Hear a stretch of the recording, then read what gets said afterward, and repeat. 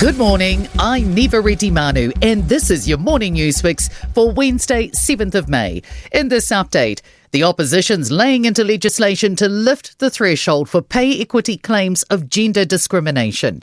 It's being dealt with under urgency and is expected to have its third reading this morning. Last night, Labour's Ingrid Leary says the bill will immediately write off 33 active pay equity claims. This shocking, despicable, backward announcement was made that puts the rights of women in this country back into the dark ages. Workplace Relations Minister Brooke Van Velden says she's trying to make the claim system more robust. The current threshold is too low, it's not robust, and it's less workable. And a decision's expected today around the conduct of Teati Mai MPs during the first vote of the Treaty Principles Bill. The party's co-leaders, Debbie Ngāre-Wapaka, Rawiri Waititi and MP Hana Rafiti Maipi Clark performed a haka during voting on the now-dead bill last year. Te Pāti Māori has leaked proceedings of the committee on social media. Parliament's Privileges Committee is meeting tonight to deliberate their actions. Committee member Winston Peters is not impressed with the fact Te Pāti Māori has been planning an alternative hearing outside of the committee. No doubt you'll flock along to the circus, yes, but we're not part of that. We're part of the most serious committee in this Parliament.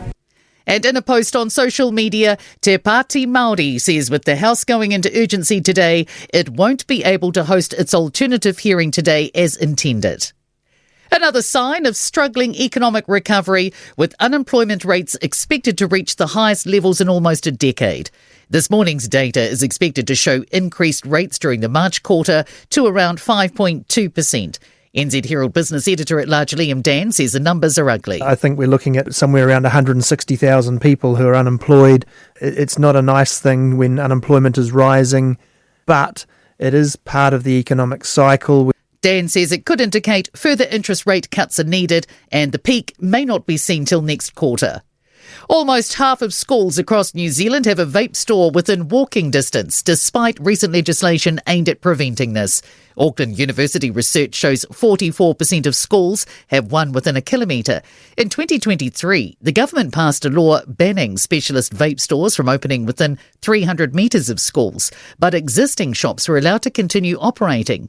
Study lead Ronan Payenda says they've identified big gaps in the current law, and he says other shops like supermarkets and dairies can be as close as they like to schools.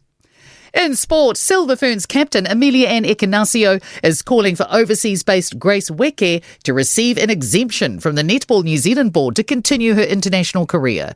Wallabies coach Joe Schmidt has hinted Crusaders playmaker James O'Connor could make his international rugby return against the Lions this winter.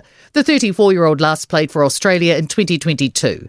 Triathlon New Zealand boss Pete DeVette remains optimistic Hayden Wild will recover swiftly from a bike crash in Japan. I'm Teati Mai, and that's your latest news fix. We'll be back with the next update at midday from the Newstalk ZB newsroom.